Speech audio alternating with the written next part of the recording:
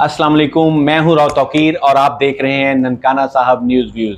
جیسا کہ آپ سب کو معلوم ہے کہ ضمنی الیکشن نیشنل اسمبلی کے حلقہ 118 میں دوبارہ سے گہما گہمی شروع ہو گئی ہے اور الیکشن کمپین میں گزشتہ 2-3 دن میں اور زیادہ تیزی آ گئی ہے۔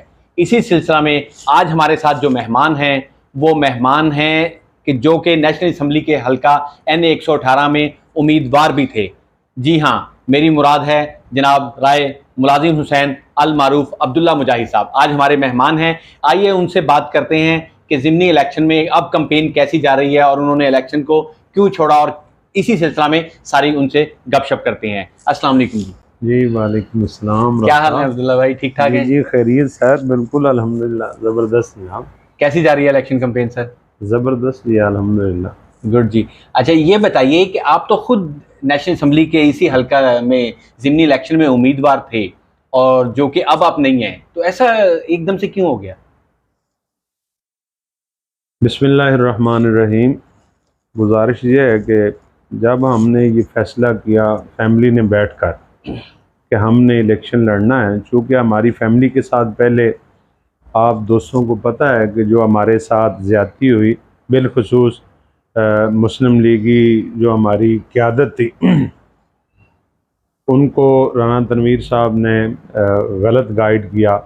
رائے منصب علی خان مرحوم کے بعد ان کے جو وارث تھے، اصل میں حقدار تھے، جنہوں نے حلقے میں کام کیا، خوشی غمی کی، جن کو رائے منصب علی خان نے اپنی سیٹ پہ بٹھایا تھا، وہ تھے ہمارے بھائی رائے توصیف صاحب۔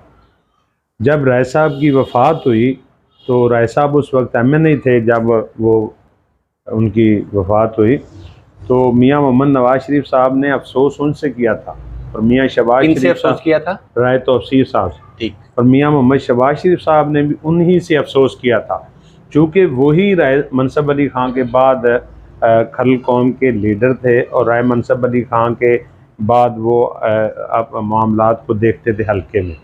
جو ڈیولپمنٹ کے رائے منصب علی خان کے بورڈ تھے، آج بھی وہ بعض جگہ پہ موجود ہیں، ان کے ساتھ ہمراہ رائے توصیف ہم نے لکھا ہوتا تھا۔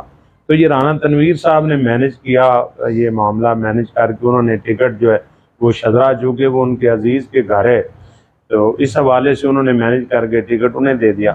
تو ہم تو خاموش ہو گئے، پارٹی کی وائلیشن نہ کر سکے، لیکن جب یہ حالات و واقعات ہم نے دیکھے تو رائے منصب علی خان کی سیاست اور ان کے جو کردار تھا اس کو بھی مسخ کیا جا رہا، یہاں تک کہ نوکریاں بیچی جا رہی تھی، ڈیولپمنٹ میں بہت سارے معاملات، کرپشن کے یہ ساری چیزیں۔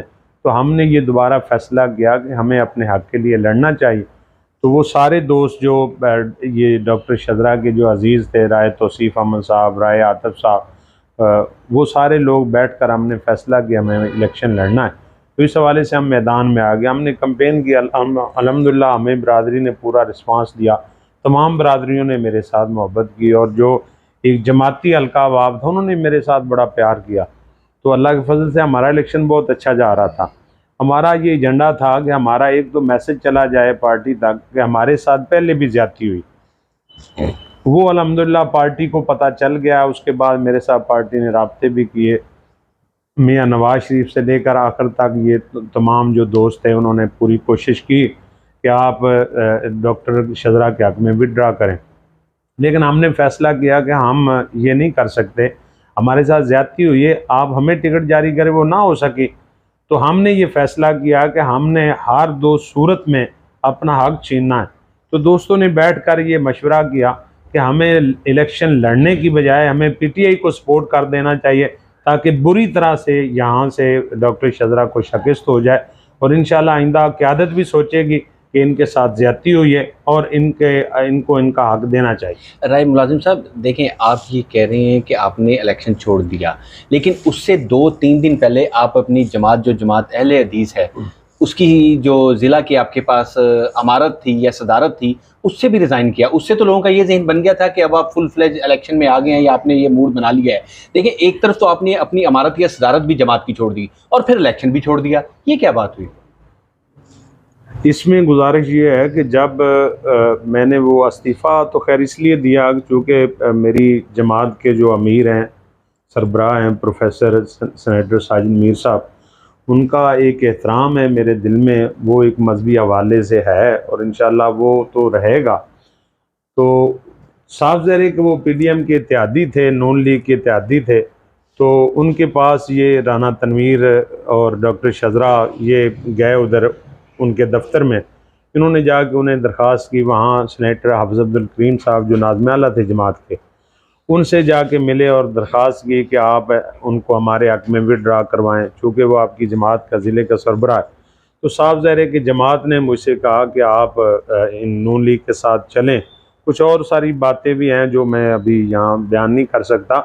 تو میں نے یہ جماعت سے ریکویسٹ کی کہ یہ ہمارا فیملی میٹر ہے، تو آپ مہربانی کریں، چونکہ ہم اپنے حق کے لیے لڑ رہے ہیں، نون لیگ قیادت جو ہے ہمارے ساتھ زیادتی ہوئی ہے اور رانا تنویر صاحب نے کروائی ہے زیادتی، تو میں نے انہیں یہ موٹیویٹ کیا، سمجھایا، لیکن چونکہ وہ جماعت کی پالیسی تھی تو میں نے، چونکہ میرا ایک احترام کا رشتہ تھا جماعت کے ساتھ، تو میں نے اس لیے ریزائن دے دیا تاکہ جماعت پہ کوئی حرف نہ ہو۔ وہ صاف ظاہر ہے کہ جب میں نے ذمہ داری چھوڑ دی اس کے بعد پھر جماعت جو ہے وہ اس حوالے سے انہیں تو کوئی پریشانی کا آپ سامنا۔ جماعت سے پھر علیحدہ ہو گئے یا آزاد ہو گئے؟ آپ نے امارت سے ریزائن کر دیا اس وجہ سے؟ جی، میں نے ذاتی مصروفیات کی بنیاد پہ لکھ دیا کہ میں اپنی ذمہ داری نہیں نبھا سکتا۔ ویسے تو آپ نے اس بات کا جواب دے دیا ہے، لیکن آپ نون لیگ کے ساتھ بھی تو جا سکتے تھے، نون لیگ کے ساتھ کیوں نہیں گئے؟ نون لیگ کے ساتھ بالکل جا سکتے تھے، لیکن اصل میں نون لیگ نے جس خاتون کو ٹکٹ جاری کیا ہے، ہم سمجھتے ہیں یہ ہمارا رائٹ تھا، ہمیں ٹکٹ مسلم لیگ نون جاری کرتی، اور یہی ہم میسج دینا چاہتے تھے کہ ہمارے ساتھ پہلے بھی زیادتی نہیں، آپ کو مسلم لیگ نون ٹکٹ جاری کیوں کرتی؟ وہ سابق ایم این اے بھی ہیں، ان کے فادر بھی یہاں سے ایم این اے رہے ہیں اور سال ہر سال سے لوگوں کے درمیان ہیں۔ آپ تو ابھی آئے ہیں ڈسٹرکٹ میں، آپ ڈسٹرکٹ اسمبلی میں آئے تھے اور اس کے بعد آپ ڈائریکٹ ایم این اے آگے، آپ یہ کیسے سمجھتے ہیں کہ آپ کا رائٹ بنتا ہے؟ یہ دیکھیں راؤ صاحب، میں آپ سے ایک سوال کرتا ہوں، کیا رائے منصب علی مجھ سے تو سوال نہ نہیں، کریں، میں آپ سے یہ سوال کرتا ہوں، نہیں آپ سوال کرتے ہیں، ہم بھی رائٹ رکھتے ہیں، آپ مجھے یہ بتائیں کہ رائے منصب علی خان کے ساتھ ہم کو، ہمارے جو ساتھی دوست ہیں، رائے توصیف صاحب، عاطف صاحب، عبداللہ مجاہد، کیا آپ ان لوگوں کو جانتے نہیں کہ یہ رائے صاحب کے ساتھی تھے اور ہمیشہ ساتھ رہتے تھے؟ آپ کو کبھی یہ خاتون نظر آئی تھی جو بعد میں رائے صاحب کی وفات کے بعد نظر آئی؟ اور میرا یہ چیلنج ہے کہ رائے صاحب کی زندگی میں اس کا یہاں ووٹ بنا ہو، یہاں اس نے آگے ووٹ کاسٹ کیا ہو، یا کبھی حلقے میں آئی ہو؟ یہ تو رانا تنویر صاحب نے ہمارے ساتھ زیادتی کی۔ صحیح، تو اس وجہ سے آپ پھر ہم حقدار ہیں، ہم اپنے حق کے لیے اگر ہم اس وقت نون لیگ کو سپورٹ کرتے تو یہ شزرا کو سپورٹ کر رہے ہیں نا، شزرا کے خلاف ہم یہ اپنا حق سمجھتے ہیں کہ ہمارا حق چھینا گیا، ہم واپس لیں گے۔ بالکل تو نون لیگ کو اس بات کا اندازہ اس ضمنی الیکشن میں ہو جائے گا کہ کھرل برادری اس کا کیا، اس کی کیا سوچ ہے، کیا وہ چاہتے ہیں، یہ الیکشن کے رزلٹ پہ انشاءاللہ سب کو پتہ چل جائے گا، چانن ہو جائے گا۔ آپ بڑے کانفیڈنٹ ہیں الیکشن کے رزلٹ پہ، اتنا اعتماد اور اتنا کانفیڈنس؟ جی، رائے منصب علی خان نے ہمیشہ سیاست کی ہے، شرافت کی، اصول کی، اور وہ اپنے دوستوں کا دوست تھا، کبھی اس نے نہ نوکریاں بیچی، نہ اس نے کرپشن کی۔ آپ کو پتہ ہے کہ 3 ساڑھے 3 مرلے کی وہ جگہ جہاں بالوں والی وہ جگہ پہ زندگی بسر کر دی، 5-6 دفعہ میں نے بنے، تو آج آپ دیکھیں وہ ایک الیکشن کے بعد ہی 2-3 منزلہ وہ کوٹھی بن گئی، اور بھی بہت سارے معاملات ہیں۔ تو ہم سمجھیں یہ ہماری سیاست کو ختم کرنے کی سازش کی ہے رانا تنویر نے، کہ یہاں سے جو ان کی کھرلوں کی سیاست ہے اس کو ختم کیا جائے۔ لیکن کھرلوں کی سیاست اس طرح کیسے ختم ہوگی؟ ڈاکٹر شزرا منصب بھی تو کھرلی ہیں، کیسے ختم؟ جی، اگر وہ کھر لیں تو رانا تنویر یہاں کیوں چکر لگا رہے ہیں، کیوں دھکے کھا رہے ہیں، جگہ جگہ جا رہے ہیں، در بدر پھر رہے ہیں؟ گڑ خان کے پاس گیا، انہوں نے فون بند کر دیا، کتنی دیر وہاں انتظار میں بیٹھے رہے سارا دن۔ ان کو کیا مجبوری ہے؟ اگر کھرلوں کی سیٹ تو انہیں کیا مجبوری ہے؟ وہ مرید کے سیدھے رہتے ہیں، پارٹی کی وجہ سے آتے ہیں، عزیز داری بھی ہے، تو اتنا سا تو ان کو حق دینا۔ یہ پارٹی میں یہ ننکانہ صاحب میں منسٹر ہیں، چوری برجیز تار صاحب ان کے سابقہ منسٹر ہیں، ابھی ایم این اے ہیں، تو وہ تو ادھر آئے نہیں ہے، ساتھ حلقہ ہے۔ رانا تنویر صاحب لاہور سے مرید کے سیدھے وہ برجیز تار صاحب یہاں کیوں نہیں آتے؟ یہ تو ان سے پوچھ لیں وہ کیوں نہیں آتے، آپ کو بھی تو کچھ پتا ہوگا۔ نہیں، آپ ان سے پوچھ لیں وہ کیوں نہیں آتے۔ ٹھیک، اچھا مجھے یہ بتائیے کہ کل ایک پی ٹی آئی کا یہاں پہ پاکستان تحریک انصاف کا ایک جو کوارڈینیٹرز شہر کے تھے ان کا ایک اجتماع تھا، اس میں آپ نے بڑی کوئی دھواں دھار تقریر کی ہے، میں ابھی ویسے اس کو سن تو نہیں پایا، میں اسے سنوں گا، لیکن لوگ بڑا اس کا تذکرہ کر رہے ہیں، ایسی کیا بات آپ نے وہاں پہ کر دی، کیا ہو گیا ہے؟ بس میں نے روٹین کی باتیں کی ہیں، کوئی نئی بات تو نہیں کی، جو کچھ چیزیں ہمارے ساتھ پیش آئی ہیں وہ میں نے کچھ چیزیں بیان کیا کی ہیں. پیش آیا؟ کچھ ہمارے ساتھ بھی شیئر کر دیں. تو آپ لوگوں کو پتہ ہے، آپ ایسے کریں. میں نہیں سن سکا. وہ آپ کی ایک عزیز ہیں رؤف فہیم صاحب، ان سے پوچھ لینا الیکشن میں ان کے ساتھ کیا ہوا تھا. اب سنا ہے ان کے پاس بھی ڈاکٹر صاحب بار بار آ رہی ہے. خیر وہ ان کا اپنا فیصلہ ہے. ہم تو یہ ان سے یہ درخواست کریں گے، ہمارے بھائی ہیں، مومن ایک سراغ سے 2 دفعہ نہیں ڈسا جاتا. چلیں یہ بات آپ اچھا چلیں مکمل کیجیے آپ. بس ٹھیک ہے، آپ ان سے پوچھ لیں ان کے ساتھ کیا ہوا ہے. چلیں خیر، آپ کے ساتھ کیا ہوا آپ اپنی بتائیں. آپ بھی تو ڈسٹرکٹ اسمبلی میں تھے، آپ بھی تو سنا ایک وقت میں وائس چیئرمین بن گئے تھے. سر میرے ساتھ بھی وہی ہوا ہے نا جو رؤف فہیم صاحب کے ساتھ ہوا ہے کہ رؤف فہیم صاحب مسلم لیگ کی ٹکٹ انہیں جاری کرنے کے بعد محترمہ نے ان کی مخالفت کی. اچھا جی. اور انہیں ہرائی ہے یہ سٹی کی سیٹ. اچھا جی. ہاں اس بات کا آپ ان سے جواب لے لیں. رؤف فہیم صاحب ہیں، ان سے یہ پوچھیں ان کو کس نے ہرایا. محترمہ ہاں جی ننکانہ صاحب کی. بالکل یہ محترمہ نے خود انہیں ہروایا. صحیح. تو یہی سارے دوستوں کے ساتھ یہی ہوا. میرے ساتھ انہوں نے جو وعدہ وعید کیا تھا وہ قرآن پاک میں حلف کیا تھا لاہور میں. آپ اپنی بات کریں، چلیں ان کی تو بات بس وہی میرے ساتھ بھی وہ وعدہ وفا نہ ہو سکا. آپ کے ساتھ کمٹمنٹ تھی ان کی؟ جی بالکل. کیا تھا تھوڑا سا بتائیں گے؟ بس وہ یہی تھی کہ انہوں نے حلف کیا تھا کہ ضلع میں آپ کو وائس چیئرمین بنائیں گے. وائس چیئرمین ٹھیک. اور اس کے بعد وہ اپنے فلفل نہ کر سکے یا وہ وعدے کو وفا نہ کر سکے، اس حلف کو وفا نہ کر سکے. ہم نے وفا کیا کہ میرے مخالف کو انہوں نے وائس چیئرمین ڈکلیئر کیا، لیکن میں نے اس حلف کی بنیاد پہ پھر بھی ووٹ دیا. اچھا، آپ دونوں نے ایک دوسرے کو حلف دیا تھا کہ ہم ایک دوسرے کے ساتھ مخلص رہیں گے، تو وہ اپنا وعدہ وفا نہ کر سکی، آپ نے اس کے باوجود وعدہ وفا کیا. یہ کہہ رہے ہیں میں تو قرآن پاک کی میں بحیثیت ایک مسلمان کلمہ گو قرآن پاک اس کی پاسداری میرے ایمان میں شامل ہے اور وہ میں نے کی ہے. بالکل ٹھیک ہے. تو ابھی آپ کیا سوچ رہے ہیں کہ آپ کے الیکشن چھوڑنے کے بعد یا پی ٹی اے کے ساتھ شامل ہونے کے بعد پی ٹی اے کتنے مارجن سے الیکشن جیت جائے گی؟ میں تو یہ سمجھتا ہوں کہ 35 سے 40 ہزار ووٹ کی لیڈ سے یہاں سے عمران خان صاحب ون کریں گے. جو بھی ٹوٹل کاسٹنگ ہوگی 35-40 ہزار لیڈ ہوگی. 40 ہزار یہ لیڈ ہوگی انشاءاللہ. بالکل ٹھیک ہے. اور آپ یہ دیکھ رہے ہیں کہ لوگ آپ کو کافی ووٹ دیں گے. ابھی الیکشن میں کافی دن ہے، کچھ لوگ یہ بھی کہہ رہے ہیں الیکشن ملتوی ہونے جا رہا ہے، کچھ ہے اس طرح کی؟ سر میں تو یہ تو اللہ ہی جانتا ہے ملتوی ہونے جا رہا ہے یا نہیں، لیکن یہ بات ہے کہ یہ ہونا چاہیے.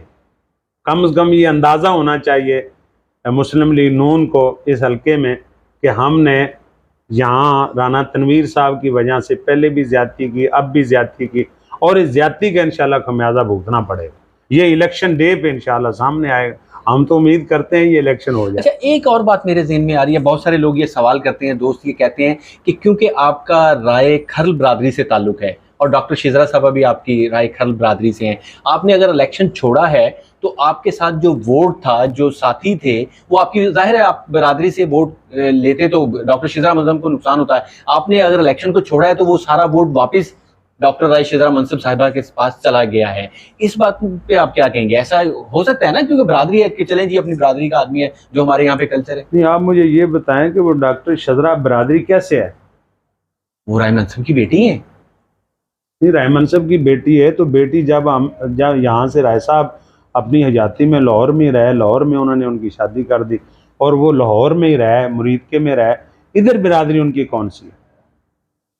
آپ لوگ ان کی برادری ہیں رائے؟ تو ہم برادری تو ہم سارے اکٹھے ہیں نا ان کے خلاف.